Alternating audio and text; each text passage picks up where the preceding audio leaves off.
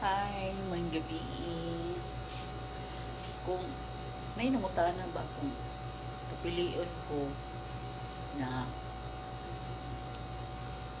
piliin pa ba na ako na mabalik ba na akong time or kuan piliin pa ba na ako nga mausam parent. Yes. Okay. Although wala ko nag-wish, wala mi nag wala mi nag-expect kay we do everything man, vitamins, everything good.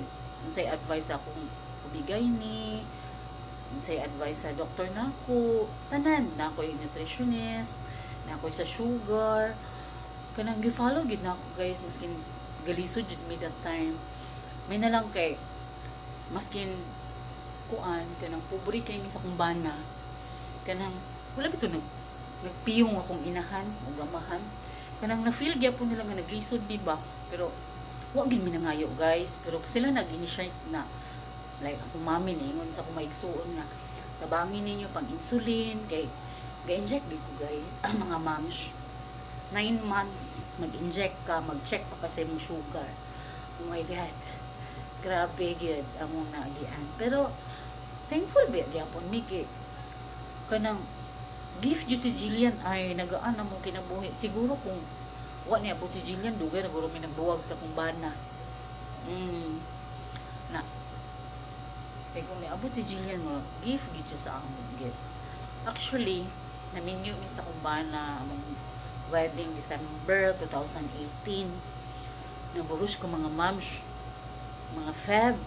Wa ko ko kabalo na kainom pa kog tambal ato kay kanang sa akong sugar lagi kay taas kay akong sugar.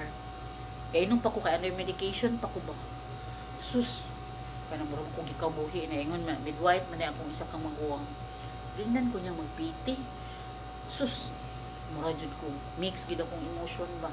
Muligid ba ko, mihilak gid ko mga moms. Wala ko sabot.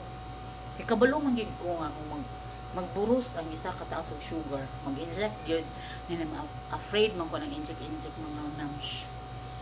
Kay kita dagos kong manghod to na laing kalibutan. Ga-inject gid to in taon sa tiyan, paa, kamot, bukton unsa ba. Isud taon kaayo. Aside sa mahal kaayo ang insulin, napay mga strips, napay glucometer, mag-check ka every magkaon.